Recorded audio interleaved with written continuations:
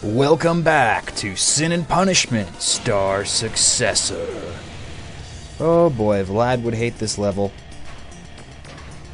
So what we've got to combat now is not a commander, at least in this form. It will soon be, but a lava turret system, it seems. And the way we do that is by eradicating the guns that pop out, so at any point that you can launch a charge shot good with timing perfectly, because those hatches do close, as you do see that right there, then please do so. It'll help to eliminate a bunch of targets a lot quicker. And in the meantime, we'll just keep raining down hellfire on them until they bust. This part of the commander is very simple. So much so it doesn't even show up as the commander. The commander reveals himself, or itself rather, as we go lower down. But not yet. This new tier of turrets fires flames. Fantastic. Except these are a lot easier to deal with. So it is actually a fantastic phenomenon that they are just releasing these fire maze type figures, because they're quite easy to navigate through. I mean, unless you're not paying attention to the gigantic firewall that's headed your way, it's very hard to get hit by those things. So look for any gap that they are not covering in fire, and go in between for success. And now we get to meet Brimstone, the commander of this lava level, of which I don't know why we went into. We were in water one moment, now we're in some undersea boiler room, apparently. And Brimstone's only weakness is that green glowing spot. Yeah, go figure. Like that wasn't obvious. But, hey, I can't complain. I really like when commanders in this game have an open and... Oh, damn, what a waste of a charge shot. An open and always accessible shot point like that, because there's so many bosses we're going to come into encountering that don't do that, that are very much weighted down by armor. Even if you look at the commander that we fought, that was that giant turtle in the cylinder, that thing was hard as hell to get a hold of as far as doing any damage. The one defense that Brimstone has here is that he turns away from you. And no, I don't think it's worth chasing him around this fiery ring, because as you saw on this platform, he's got fire turrets waiting for you to sit. So that is on every platform. That was a fail dodge on my part. That's on every platform. So you'll have to eradicate those from each area, see, just like that. And it's much easier to wait until he comes over to you with that green exposed area. He'll do plenty of damage so long as you have a charge shot waiting. Look at my amazing bullet attack. He's blowing up with every shot. Doing a dance. So I was wrong about the tunnel. How'd they know we'd use it? And then this machine attacks us? Something's fishy. You know, I bet the Nebulogs are behind this. Yeah. Hey, Isa, do you know why they're hunting me? Is it because I don't belong here? Sort of. I think it's because you're not a real human. What is human? Humanity is hard to define. But we have a head with 2 ears and 2 eyes. And a nose and a mouth? Yep. And a body with 2 arms? That's right. And 2 legs, right? Uh-huh. Oh, and a tail. Sure. We don't have tails. Oh, how cute.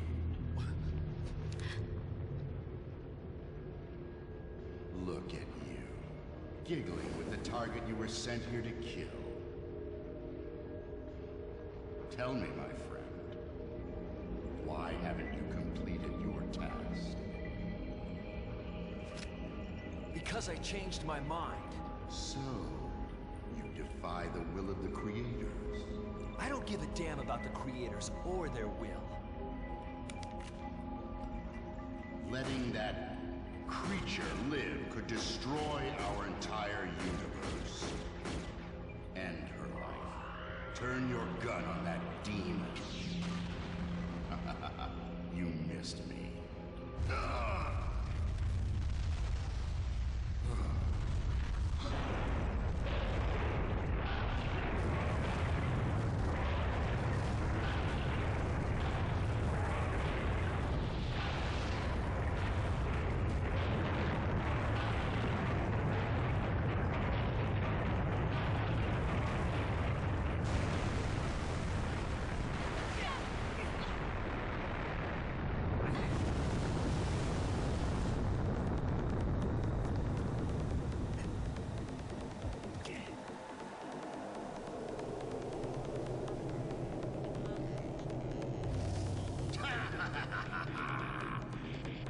That was some stunt you pulled back there.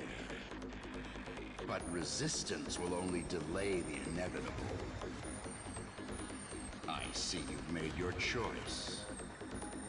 Unfortunately, I can't very well return to command empty-handed. Come now. Allow me to show you the true meaning of pain. From one boss to the next, Sin and Punishment Star Successor keeps the action going. Now, since you've noticed probably that there's no life bar on the top of the screen, if you're a perceptive person, then you will not want to waste any of your targeting on that guy, because you can't phase him. You can only phase him when he is like this. A giant, gruesome manta ray type thing. And his name is Armand Bitter. Yeah. He'll be bitter once we defeat him, for sure. But in that time where he's skating across the water and he's invincible because he has no life bar, fail aim. Oh good, there's another coming my way. That's a perfect way when you don't have a charge shot to expend to get some extra damage on this guy. Just blow back the missiles, but these wads of himself that are coming towards you get kind of annoying and really can become cumbersome if you don't stay on top of meleeing them as well. But those little ports that were floating, those little buoy things that were floating out on the water, make sure you attack those, because that's what will restore your health to the full meter without having to worry about finding means to restore it within this fight, which I don't think there actually is any way to do that. Even if you defeat him in a certain amount of time, I don't think he drops any health until after he's fully defeated, which, if you were wondering, yes, he has multiple forms. That's one thing that Sin and Punishment does very successfully, is set up amazing boss battles. I mean, this is one of the main reasons I'm playing this game, is because the influence of how awesome these bosses are and how memorable they are just by their sheer power and oddity in form. I mean, a giant manta ray shooting lasers out of its cycloptic eye, that's pretty crazy. Not something you see every day. And it definitely stems away from the normal Nintendo boss mechanism of, oh, there's only 3 shots to this boss and then he's done, and you can pretty much predict easily where those 3 shots need to be happening, because it'll be a glowing section on the boss, or a panel will open up and, oh look, there's the vulnerability point. And yes, in this form, I died. The seahorse form is frustrating. It is definitely worse than the manta ray because of this little doohickey he has here. He now has some shielding up, where before he just had his exposed eye, so he's learning as he goes from form to form, as you would expect any proper boss to advance as you fight them. It would be really pointless to have forms that got weaker and weaker as you went along fighting. Nice for us, but really pointless to have in a boss battle. So the main thing you have to do is fire off a charge shot at one of the tentacles that is putting up the shield, because that will have enough concussive force to blow back his defenses, and then he will go into this array here. Same thing, if he tries to put back on the shield, blow him away. And what's really recommended for this fight, since you're going to be doing a lot of dodging and barrel rolling across the screen, is just hit the A button to select his weak point when it is exposed, when he doesn't have the shield up, because that will make things a lot simpler when it comes to targeting. Okay, so here I'm going to have to get a charge shot. Fire! And now he's exposed again. Shock to the heart! It's a charge shot! Oh, seahorse, you're ugly! I don't think he's offended by that, but the bullets will scar him much more than my awful singing did to your poor eardrums. I'm sorry, viewers. I should have thought that through before saying that sort of phrase. Here he is getting pretty crazy with his outward shots. Not too hard to dodge if you stay in between them. What tends to get more aggravating is when he fires off a bunch of those outward splaying shots, so that you dodge one, but then you get struck by the other. So that's something to look out for. This is not such a bad configuration he has. Okay, good. We shot him right before he went into the water surfing level, where you gotta float above the surf and not get hit by the hydro pumps coming from the seawalls. That's actually what did me in the last time before I did a quick edit, so it seems seamless, but trust me, I am much less skilled at this, as you could see, as you could tell by me taking in all these shots, than it appears on the video.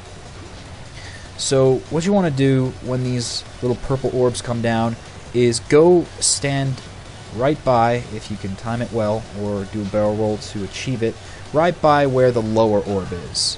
You don't want to go up to those high ones, because as you can see, I'm getting hit every time I do. And you want to steer clear of those fucking water walls, man.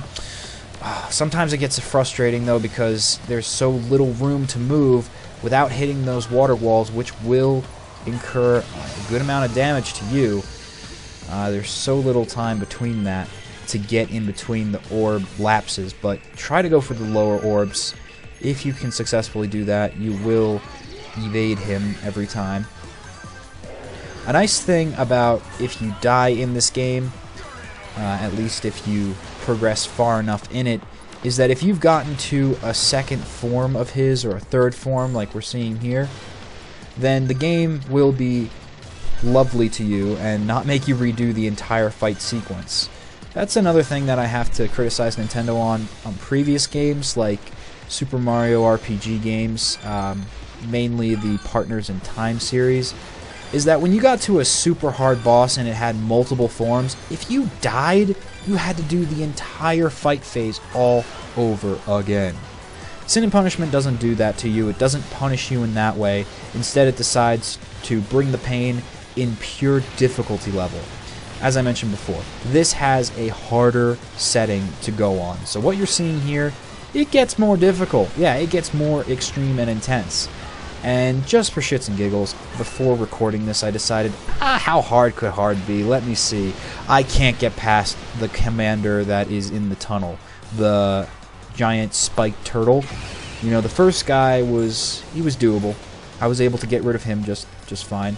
And even the second one, who had the shield with those giant spheres that he shot out at you and they would explode on contact, that was easy to do. But as soon as it came to the turtle dude, oh man, he was slashing me way more than he did in this level, at this difficulty, and he was biting me a hell lot more and being in the defensive position times more, so it was very difficult, and he's nothing to sneeze at. So if Whale Boy here isn't giving you enough trouble, go ahead and turn up the difficulty and just see how far you get. Now notice I'm only going through the blue rings because if you go through the red rings, you will get red ringed like a broken Xbox and take damage. And likewise, if you don't go through the blue rings, if you don't jump through this man's hoops, he will damage you more. So go ahead and go through every blue ring. This whale configuration where they just keep juggling things, I really haven't found a vulnerability point to it, just because you can't decipher which whale is the whale that takes all the damage on the tail. So I guess you could just randomly haphazardly fire at them until some takes damage, but not even meleeing back their giant juggling spheres does any good. I find that when they pop out of the water like that, focus most of your firing on the large segment of whales and try to get in between them. if you don't have a charge shot set. I say focus on the main 3 because you've got a better probability of it actually being the main guy. And here is the finale. You finished, Gooball guy!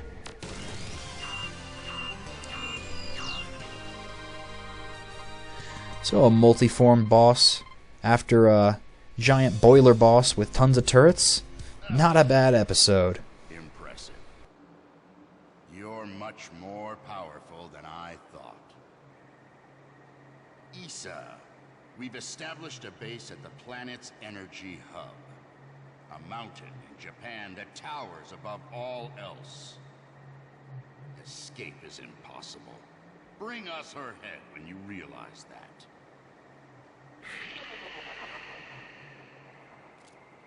A mountain in Japan? Mount Fuji? Issa. Just a little farther to the air fortress. Let's head out.